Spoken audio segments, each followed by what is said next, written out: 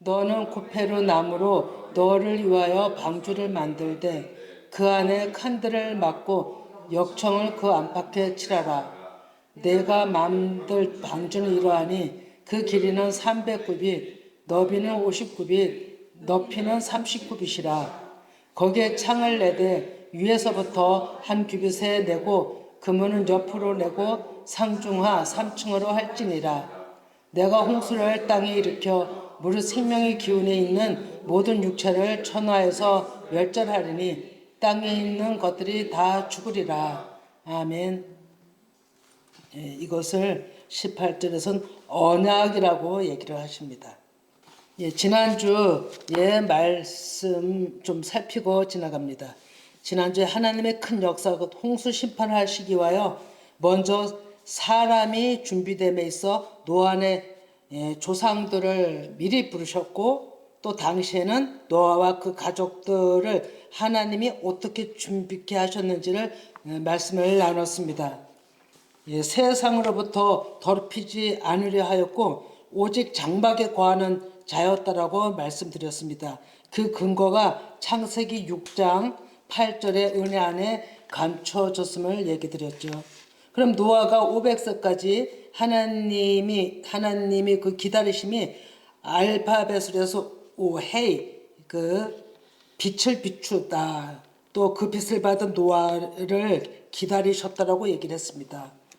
그리고 500세 이후에 노아의 세 아들과 며느리들과 그렇게 해서 부인과 해서 8명이 들어가는 것도 새로운 시작, 부활의 영으로 새로운 시작, 갱신, 또 생명 심판과 생명의 경계선이라고 얘기를 했습니다. 이것이 경륜과 하나님의 섭리 아래 있었음을 나누었죠. 그럼 이제 오늘 말씀을 들어감에 있어서도 오늘도 하나님이 창세기 6장 14절을 보면 이제 그러니까 노아에게 직접 말씀하시면서 그 방주에 대한 식양을 얘기를 하는 거죠. 그래서 오늘 본문 먼저 14절만 다시 보면 너는 코페르 나무로 너를 위하여 이렇게 얘기를 하고 있죠. 너를 위하여. 노아를 위하여예요. 그 가족을 위하여. 또 구원받을 자들을 위하여인 거죠. 방주를 만들되 그 안에 칸들을 막고 역청을 그 안팎에 칠하라 이렇게 얘기를 하십니다. 이 말씀의 본질은 완전한 사람의 창조를 위해서 하나님은 그 가정을 거치게 하시는 거죠. 그러면서 이 배는 완전하게 지어지는 거예요. 이 방주는. 그러면 이 방주를 사람으로 비유하고 사람으로 비유한다면 육신의 구조에서 완전한 자로 나아가는 모든 그 과정들을 지금 이 안에서 하나님께서 말씀하신다라고 보면 되는 겁니다. 그래서 너는 코페르가 뜻이 뭐냐면 유숙하다라는 유래에서 나왔습니다. 그러면 아마도 방주 짓는데 들어가는 코페르 나무의 뜻이 유숙이라는 것은 거하는 장소를 뜻하죠. 거하다는 공간, 머무는 공간 의미를 나타냅니다. 그러면 즉 하나님의 영이 임재하심, 거처하심이라는 거죠. 거처이신 거죠. 정리로 말씀드리면 너는 내가 거할 초소를 지으라 이것인데 너를 위하여 방주를 만들고, 그러면 우리가 늘 얘기하는 노아는 하나님이 거하실 처소, 교회가 되라는 거죠. 새 예루살렘이 되라는 것 같은 얘기입니다. 본질은 지금 얘기한 대로 노아를 하나님의 성전으로 삼으시겠다는 거죠. 하나님이 들어가실 식양을 그래서 다 주는 거죠. 사람의 방법으로가 아닌 하나님의 방법으로 주시는 거죠. 하나님께로부터 선택받은 자입니다. 그래서 나무는 그 애친데 히브리어로 단단한 나무로 되어 있습니다. 단단한 나무. 너를 위하여 방주를 단단한 나무로 지라는 거예요. 어떻게? 상자를 만들라 이렇게 얘기하는 거예요. 너를 위하여 이 방주가 뜻이 상자예요. 사격행을 얘기를 하고 있는 거죠. 나무 애체는 지금 이 단단한 나무는 물에 들어가도 잘 썩지 않는, 물에 들어가도 안 썩는 거예요. 또 부닥겨도 잘 부서지지 않도록 그렇게 지금 완전한 방주, 완전한 하나님의 사람으로 비운 거죠. 만들기 위해서 그렇게 하나님이 방법을 제시하시는 거죠. 그래서 이것이 단단히 묵다라는 의미가 또 있거든요. 이것은 비진리, 겉세, 말의 폭력에도 얼마나 사람들이 말의 폭력이 많습니까? 정말로 유튜브다 악플로 악의 폭력으로 사람들이 엄청나게 많이 망가지잖아요. 그런 것처럼 지금 이 비진리는 이게 홍수인 거예요. 비진리가 만연한 게 지금 여기서는 홍수인 거고 홍수의 본질로 얘기를 하면 비진리를 얘기를 하는 거예요. 그래서 거기에 넘어가지 아니하도록 부서지지 아니하도록 장성한 경관 믿음을 가진 자로 만드시겠다는 것입니다. 그래 방주가 뭐냐면 테마인데 상자라고 그랬죠. 이 방주는 성막을 의미하고 성전을 의미하고 오늘날에 우리 사람의 성전을 의미하는 겁니다. 그런데 성막도 네모반도 사각형이고 그 안에 성물도 다 사각형입니다. 성전도 그렇고. 그래서 생각나는 것 있지 않으세요? 상자 하면 생각나는 것. 네네네. 예. 모세가 상자에다가 역청을 칠해갖고 물에다 띄웠다 하잖아요. 다 이런 원형인 거죠. 네, 모세 갈대 상자에 넣어서 물에 띄워야 하는 상황. 이래나 저래나 죽을 수밖에 없는 자들이잖아요. 그런데 하나님께서 그 또한 지혜를 주셔서 그 어머니에게 이렇게 상자에 띄우는 일을 하게 하신 거죠. 그래서 모세는 갈대 상자에서 거센 강물 위에 살아난 자인 거죠. 예. 그 물속에서 살아난 자. 상자의 역청. 모세의 상자에도 무엇을 칠하면 역청이 나오는데 그 어근이 아스팔트예요. 그런 걸 칠하는 거예요. 그래서 거센 물에도 견뎌내는 것이 그런 아스팔트인가 봐요. 나는 늘 큰 다리 놓은데 강물에다 다리 놓은 거 있잖아요. 참 신기하게 보거든요. 근데 그런 아스팔트, 아주 진액을 이 말씀에 넣어놓고 페로 남을 위하여 방주를 만들고 여기에다가만요, 이 아스팔트 역정에 이 단어가 3번이나 반복해서 들어가요. 그만큼 견고하게 반복해서 칠하고 해서 칠하는 것이죠. 이것이 완전히 풍파에서 견뎌내는 보호막인 거예요. 물이 들어오면 안이 되는 거잖아요. 그 상황이 홍수에서 방주에 들어간 자들만 살아날 수 있는 방법인 거예요. 그럼 이 얘기는 우리로 이걸 비유를 해보면 세상의 소리를 완전히 차단해라는 얘기. 세상의 소리를 차단해라. 홍수가 비진리라고 그랬잖아요. 세상의 소리를 완전히 겹겹이 차단하라는 거예요. 그래서 노아의 가족도 조상들도 노아도 그렇고 그 가족들이 세상을 멀리 했다고 이제 미드라시라든가 이런 고전 책에 나왔다고 그랬잖아요. 그 현자들이 쓴 책에 그렇게 나온 거죠. 그러나 방주는 배이면서 얼마나 거센 홍수가 그냥 풍파보다도요, 홍수는 더 무서워요. 그냥 휩쓸려 가요. 쏜살 같아요, 홍수물은. 큰 파도가 쳐서 이렇게 이러는 거 못지않게 완전히 휩쓸려 가는 거잖아요. 홍수는요. 그런 거센 물에 휩쓸려 가도 깨지지 않아야 되는 거잖아요. 깨지지 않아야 되고 부서지지 않아야 되고 틈이 나면 안 되는 거잖아요. 그러니까 얼마나 견고하게 지어야 되는지를 우리가 알게 되는 거죠. 그만큼 우리는 세상으로부터 세상의 소리가 내 안에 들어오지 않게 해야 된다는 거죠. 그럼 그 안에 방주 칸들을 막고 방을 여러 개를 진 거를 알 수 있거든요. 그 배 안에 둥지들인 거죠. 사람들이 거할 수 있는 방들을 다 만들려는 거잖아요. 그러니까 그 많은 짐승들을 데려갔잖아요. 얼마나 방이 많겠어요. 그러니까 배도 엄청나게 크다고 하는 거죠. 그러면 이 방주 원형을 그대로 이 원형을 따서 그대로 하나님이 그 식양을 주신 게 왕상 6장 5절이라고 보고 있거든요. 왕상은 여러 군데 나와요. 이것이 말씀을 좀 찾아봐 주시기 바랍니다. 왕상 6장 5절. 6장 5절 읽습니다. 곧 성전의 벽 곧 성소와 지성소의 벽에 연접하여 돌아가며 다락들을 건축하되 다락마다 돌아가며 골방들을 만들었으니 아멘. 그러니까 1층, 2층, 3층 다 이렇게 돌아가면서 골방들을 만들었다는 거예요. 솔로몬 성전도. 네, 이것을 이 노아 방주에서 그 원형을 가져다 하나님이 또 이 식양을 다해되게 말씀하신 것 같습니다.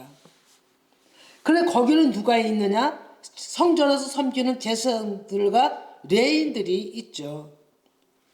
그래 본질은 방주 안에서 온전히 하나님의 말씀을 먹으며 있는 자들이 그 방에 그 많은 짐승들로 비유했잖아요. 그들이 이제 들어간 거죠. 그리고 방주는 좀 전에 얘기한 대로 성전입니다. 예, 우리로 말하면 우리 일반 교회는 성전 의미라기보다 말씀을 듣는 모임의 장소잖아요. 그러나 사도 바울은 오늘날의 우리를 성전이라고 얘기를 했죠. 나 한 사람이 되어야 한다는 거죠. 그것이 읽지 않고 그냥 지나갑니다. 오늘 좀 말씀이 많을 것 같아서. 그러나 이것이 고린도전서 3장 16절에 너희가 성전인 줄 알지 못하느냐 이렇게 나오죠. 그리고 하나님은 이 말씀을 모든 성전의 그 방주의 식양을 얘기를 하시면서 그 막고가 막으라는 것이 아싸한테 행하다, 달성하다, 또 전진하다, 나타, 세계다 이런 뜻을 가지고 있어요. 예, 이런 의미로 완전히 보호막으로 둘러싸는 거예요. 둘러싸는 거예요. 예, 새끼를 둘러싸도 품듯 예, 모든 짐승들도 어쩜 이렇게 자기 새끼는 귀한 줄 알아요? 얼마나 이렇게 앉는지 모르잖아요. 품잖아요. 다른데 다치지 아니하도록 하나님도 우리를 그렇게 하신다는 거예요. 우리는 혼자 있는 것 같아도 하나님이 우리를 지금 감싸고 있는 거죠. 그걸 느낀다면 얼마나 감사하겠어요. 근데 그 역청이 뭐냐면 코페르라고 덮다라는 거예요. 덮다, 칠하다. 상징적으로 속전, 몸값이고요. 어근도 덮다인데 속죄하다, 정결케 하다. 예, 모든 허물을 덮으시고 용서하다는 의미가 있어요. 그럼 안과 밖 다 양면을 칠하라 이렇게 말씀하시잖아요. 안에 역청으로 칠한다는 것은 안에 역청으로 칠한다는 것은 완전히 보호막이지만 내 안에 육신을 완전히 내려놔야 되는 거예요. 내가 죽어야 되는 거예요. 그래야 하나님의 보호가 되는 것이고 하나님의 용서를 받는 것이고 내가 죽은 자다라고 하나님 앞에 고백하는 자여야 된다는 거죠. 그러면 안팎에 그 밖이라는 얘기는 후추인데 바깥 벽 사이거든요. 안과 벽 사이잖아요. 바깥하고 외부로부터 부딪히는 모든 세력을 다 막으라는 뜻인 거죠. 이것이. 그래서 안팎을 칠하는 거죠. 안에는 하나님의 육신의 구조를 완전히 진멸해서 내가 없음에다라는 고백이 나와야 되기 위해서 그 허물을 덮어주시기 위해서 칠하라. 한마디로 십자가 죽음인 겁니다. 그리고 바깥에 칠하는 것은 외부로부터의 모든 것을 차단시키는. 그러니 하나님께서 노아 방주에서 그 노아 가족과 그 짐승들을 살리기 위해서 얼마나 철저하게 하셨는가를 우리 알아야 되거든요. 오늘날에도 마찬가지라는 거죠. 근데 우리는 세상에 모든 마음이 다 세상 속에 산다고 노출되어 있잖아요. 그래서 그것을 하나님은 간음이라고 얘기했다고 그랬어요. 간음. 우리는 간음을 행하고 사는 자들인 거예요. 간음 안에 있는 자들인 거예요. 그래서 이 역청에 그 역청을 칠하다 이렇게 되는데 칠하다가 뭐냐면 카파르인데 역청으로 덮다, 속죄하다, 용서하다. 근데 이 카파르 색깔이 검다라는 의미를 가지고 있습니다. 그래서 아스팔트라고 하는 거예요. 그런 색깔인 거예요. 검은 바탕인 거죠. 아름답나요? 아름다워요? 아름답지 않죠. 그러니까 하나님이 보시는 그 안에 감추인 데는 생명이 있지만 빛의 영광이 있지만 바깥에는 그렇게 볼품이 없는 그런 검은 색깔이라는 겁니다. 그래서 하나님께서는 안팎으로 칠하라 이 의미가 또 있어요. 보니까 이 안팎으로 칠하라는 얘기는 겉사람과 속사람이 하나 되는 의미이고 겉으로부터 안으로부터 다 내가 겉에 걸 차단해서 안으로부터 육신이 죽어 정결함을 입어야 된다는 의미가 있습니다. 그래서 우리는 진리는 화려하지 않고 아름다운 소리가 아닙니다. 그러나 그렇지 않을지라도 그 말씀 안에는 다 생명이 있기 때문에 우리를 힘들게 아니하십니다. 예, 앱으로부터 칠하라 이것도 성경에서 보면 출애굽기 26장 14절에 그게 말씀이 증거가 됩니다. 네, 읽어봅니다. 이건 성막을 덮는 거거든요. 이렇게 성막을 접어서 옮기잖아요. 그럴 때 이제 다 덮는 건데 읽어봅니다. 붉은 물들인 수양의 가죽으로 막의 덮개를 만들고 해달의 가죽으로 그 덮개를 만들지니라. 아멘. 모든 성물을 접으면은 이렇게 붉은 물들인 수양의 가죽으로 이거 보혈을 상징한다 그러잖아요. 막의 덮개, 해달의 가죽은 검은 색깔인 거예요. 그걸로 다 덮으라 이런 얘기입니다. 모든 세상의 것을 다 차단시키어서 운반하라 이런 얘기예요. 의미가. 예, 그러면 창세기 6장 14절을 다시 봅니다. 여기 보면 제가 좀 전에 얘기한 대로 3번 반복하시면 카파루, 예, 이것을 3번 반복하시면 아주 중요한 의미가 있어서 좀 전에 얘기한 대로 아주 중요한 거죠. 단계별로 3번의 가정으로 우리의 모든 삼위일체 하나님 또 성전을 3단계로 짓잖아요. 또 3의 회복이 있잖아요. 3일 무슨 또 129일 무슨 3년 반버 이렇게 다 이런 얘기가 있잖아요. 이런 것들이 단계별로 3번의 가정으로 하나님은 과정의 그 역청을 칠하고 앱으로부터 차단하고 또 들어오면 어떻게 하나 또 한 번 살펴서 또 칠하고 또 앱으로 또 뭔가 더러운 게 없나 또 내 안에 것도 또 살펴서 또 제거하고 이런 것이 3단계를 의미하고 있는 거예요. 그러니까 얼마나 철저하신 거예요. 그렇게 단단하게 하나님은 막으시는 자체가 너를 위하여 방주를 짓고 이러는 거예요. 누구를 위하여? 우리를 위하여, 노아를 위하여 이렇게 하시는 거예요. 남은 자들을 위해서 그렇게 하시는 거예요.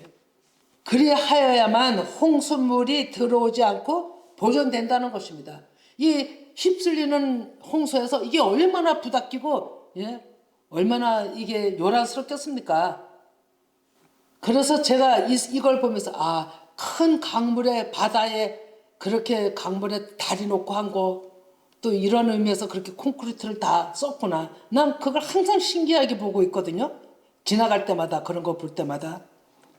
거기에서 이겨낼 수 있는 건 콘크리트밖에 없는 거예요. 그런데 이 진짜 실제로 노아 방주 때 그걸로 칠하라 한 거예요. 참 신기하죠. 하나님은 이미 물에 어떤 것이 견고한가를 알고 계시는 거예요. 그러니까 부딪혀도 깨지지 말아야 되는 거지. 우리가 세상으로부터 베레벨 엄청난 험악한 소리 듣고 죽이려 하고 베레벨 소리를 다 한다 할지라도 거기에 마음이 요동이 되면 안 된다는 거예요. 휩쓸리면 안 된다는 거예요. 거기에 같이 말을 같이 동료해서 같은 공범자가 돼서는 안 된다는 거예요. 피해야 되는 거예요. 내가 멀리해야 되는 거죠. 그런 자가 지혜로운 자인 거예요. 그래야 견딜 수 있고 보존이 될 수 있는 거예요. 그래서 하나님께서는 검은 진액, 아스팔트 그런 걸로 겹겹이 해서 칠하라고 한 그 의도를 지금 얘기를 했습니다. 이 검음이라는 게 또 뭡니까? 검음이라는 건 우리가 늘 아가서의 말씀까지 인용한 것처럼 나는 부족합니다. 나는 죽을 수밖에 없는 죄인입니다 라고 고백하는 것이 검음의 뜻이라고 그랬잖아요. 검음의 뜻. 그러면 검음의 나라에서 그건 조금 이따 이제 얘기를 하겠습니다. 예. 그러면 아가서 1장 6절에도 술람미 여인 햇빛에 쬐어서 타버린 말씀에 내가 누군지를 깨달아 내가 죄인임을 아는 것이 검다라는 의미가 있는 거예요. 예, 창세 1장 6절에 1장 6절. 네. 예. 내가 그 읽어봅니다. 내가 햇볕을 쬐어서 거무스름할지라도 흘겨보지 말 것은 내 어머니의 아들이 나에게 노하여 포도원 지기로 삼았습니다. 나의 포도원을 내가 지키지 못하였구나. 이건 누구한테 얘기한 것 같아요? 이거는 지금 순간적으로 오는 건데 우리 이걸 술람미 여인으로만 생각을 했거든요. 근데 지금 순간적으로 마음 주시는 거는 내가 햇빛에 쬐어서 거스름할지라도 흘겨보지 말 것을 내 어머니의 아들들이 나에게 노하여 포도원 지기로 삼았음이라 나의 포도원을 내가 지키지 못하였구나. 포도원 지기가 누굽니까? 예수님이에요. 지금 이게 예수님한테 하신 말씀이네요. 지금 순간적으로 주시는 마음이에요. 저는 이걸 그전에 술람미 여인으로 봤고 그렇게 얘기를 들었잖아요. 근데 예수님한테 하신 말씀이에요. 자, 그러면 이 검은 여자에 대한 얼마나 이 숨겨진 검은 여자는 숨겨진 사람을 얘기를 하는 거예요. 숨겨진 사람. 안에는 영광이 비치는 거예요. 겉에는 진흙으로 쌓였고 아스팔트로 쌓였고 검다 햇빛에 쬐어서 햇빛에 쬐었다는 것은 그냥 강선을 얘기한 게 아니에요. 말씀에 성령 충만한 정오의 말씀을 받은 자들이 내가 깨진 모습이 검다라는 거예요. 내가 죽은 자다. 나는 아무것도 아니다. 이런 자라는 얘기예요. 그러면 출애굽기 12장 1절에 한번 우리가 읽어봅니다. 예, 여기 보면 모세가 굿수 여자를 취하였더니 그 굿수 여자를 취하였으므로 말미암아 아론이 모세를 비방하니라. 아멘. 모세가 굿수 여자를 취한 것은 열방을 구원할 하나님의 뜻에 의해서 하나님이 하라서 한 건데 이거를 미리암과 아론이 비방을 했죠. 그래서 미리암이 어떻게 되나요? 문둥병이 걸리고 책망을 받잖아요. 이 굿수가 아주 중요해요. 굿수 땅이 굿수 여자라 했잖아요. 굿수가 창세기 2장 10절에 있어요. 13절 정확하게 그렇게 알고 있거든요. 예. 여기 보면 둘째 강의 이름은 기온이라 굿수 온 땅을 둘렀고 이렇게 돼 있죠. 기온 샘이 흐르는 지역이에요. 영역이에요. 영역. 열방을 구원할 숨겨진 생명수가 흐르는 영역이라고요. 그게 굿수를 얘기를 하는 거예요. 검은 땅을 얘기를 하는 거예요. 정오의 빛을 얘기를 하는 거예요. 숨겨진. 예. 그러면 우리가 또 하나 알 것은 굿수에서 온 사람이 또 있거든요. 이스라엘 때 언제요? 힌트를 드리면 솔로몬 왕 때 누굽니까? 굿수가 에디오피아예요. 솔로몬의 지혜를 듣기 위해서 온 재물을 쌓아갖고 온 사람 있잖아요. 스바 여왕. 그도 검은 자예요. 굿수에서 온 자예요. 에디오피아.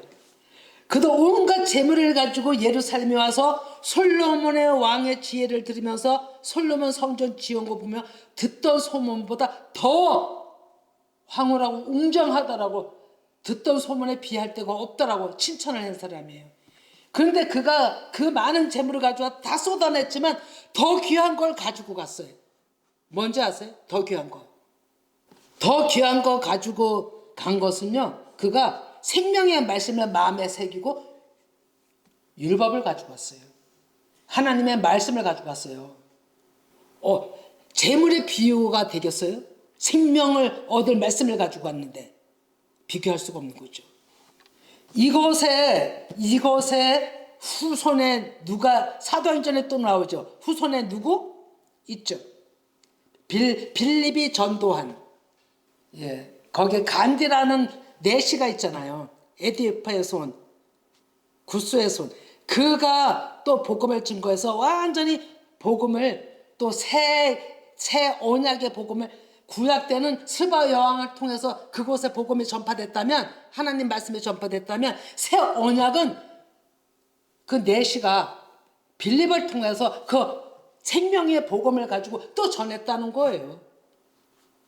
거기가 왜 그렇게 흐름이 흘러간다면, 정오의 말씀이 흘러간다면 언약이잖아요.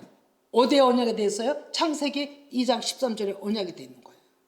구스 땅으로 기온 샘이 흘렀다 그랬잖아요. 그 언약이 있는 거예요. 하나님은 언약으로 일을 하시는 거잖아요. 시대를 초월해서 일하시는 거죠. 예, 하나님께서는 놀라운 것은 방주를 짓는데 들어가는 모든 도구들이 그 나무조차도 다 강한 나무인 거예요. 부닥겨서 부서지면 안 되는 나무들인 거예요. 다 그런 걸 가지고 성전을, 그러니까 방주를 짓게 한 거죠. 노아는 말씀을 듣는 자였어요.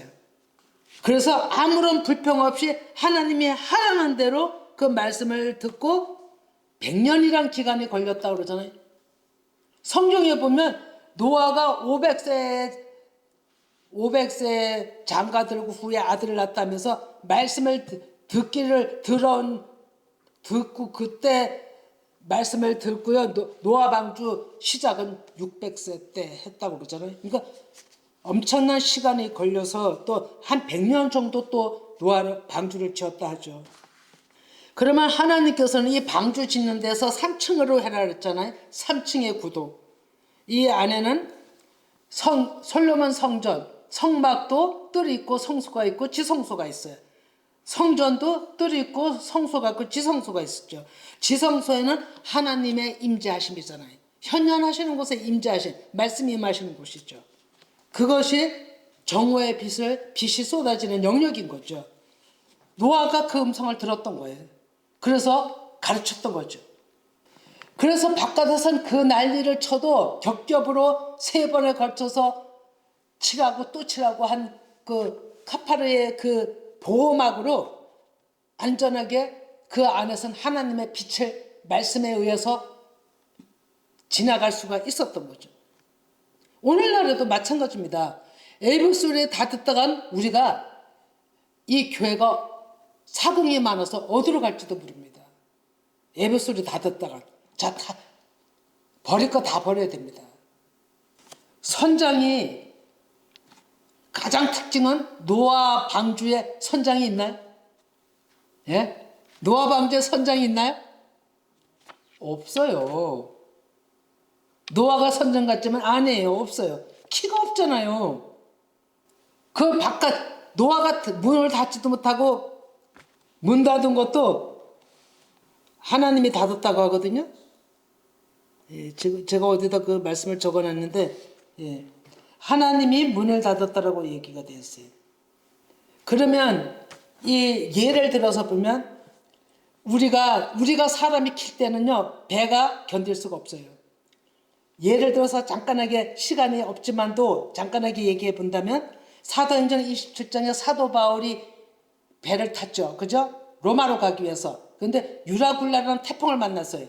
사람이 배를 져서 선장이 좌우지 키를 가지고 할 때는 태풍을 이길 수가 없었어요. 그래서 태풍이 너무 심하니까 다 죽을 것 같으니까 할 수가 없으니까 그걸 다 놨잖아요. 돛단 치를 다 놨어요. 치를 할 수가 없었어요. 다 놓으니까 배가 지 맘대로 굴러다녔잖아요. 물에 뛰어서.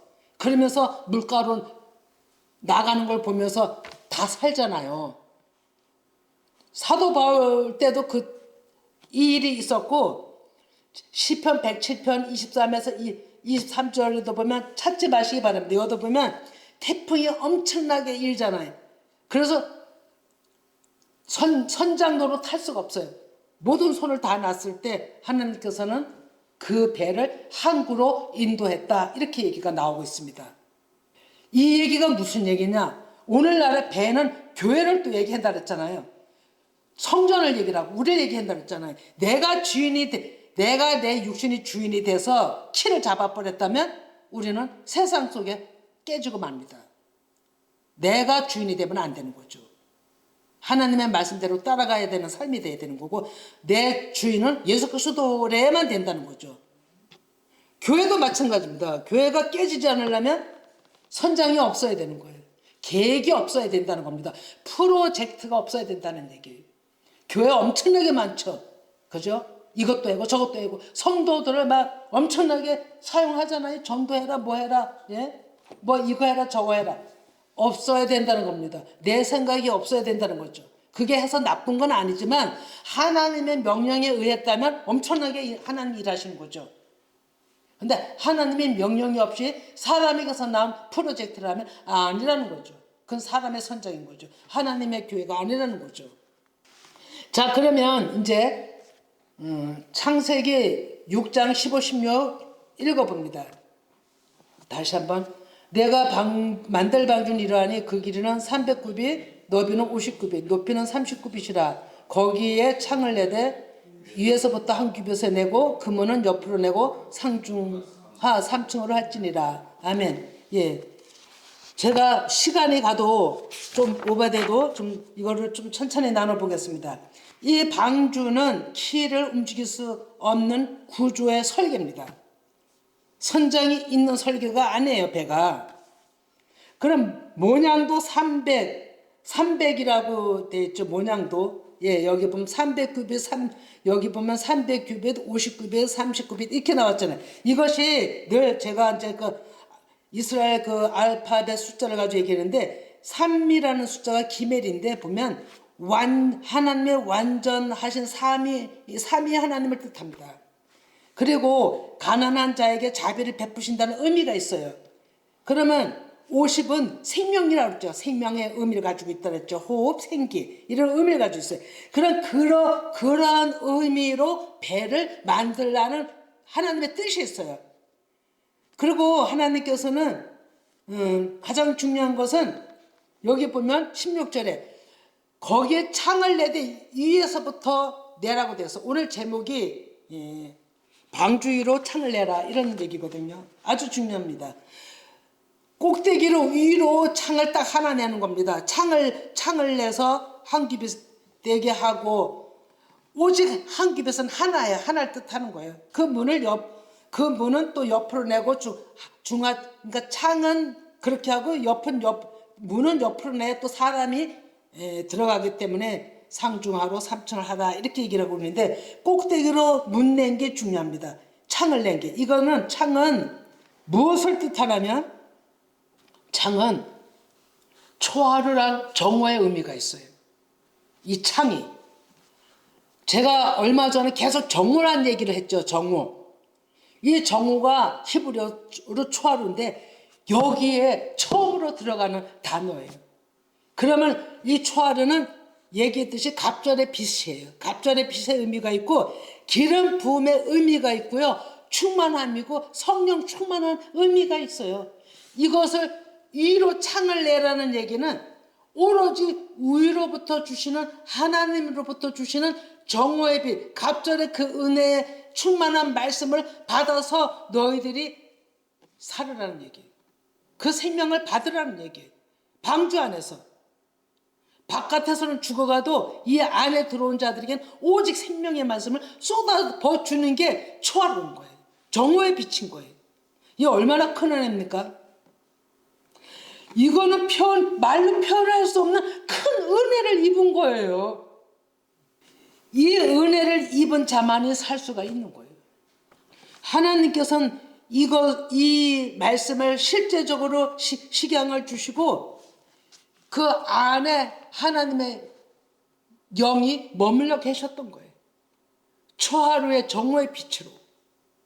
겉으로는 엄청난 검게 칠해지고 몇 갑절로 포위가 됐죠. 그 안에는 영광의 빛이 있었던 거예요. 이게 지성소의 의미예요, 여러분. 지성소의 의미. 그래서 하, 중, 상으로 이렇게 지라고 얘기를 하고 있죠. 그래야만 그 환난을 견딜 수가 있는 거예요. 그런 빛을 받지 않냐면 환난을 견딜 수가 없는 거예요. 지금 그렇지 않겠어요? 세상이 홍수에 지금 대홍수. 그리고 그 사전적으로 쭉 이렇게 살펴보니까 교수대라는 게 나왔어요. 십자가 죽음을 의미하고 있어요. 너희들이 그 정오의 빛을 받으면 십자가 죽음을 경험할 수밖에 없어요. 내가 죽는다는 얘기, 육신이 죽을 수밖에 없다는 거예요. 하나님의 강력한 빛이기 때문에 타버리는 거예요. 술람미 그 아가서 1장처럼 그 해뜨거운 빛에 검수름하게 되는 거예요. 내가 죽은 자가 되고 내가 죄인일 수밖에 없다는 고백을 할 수 없다는 그런 지경에 이르는 거예요.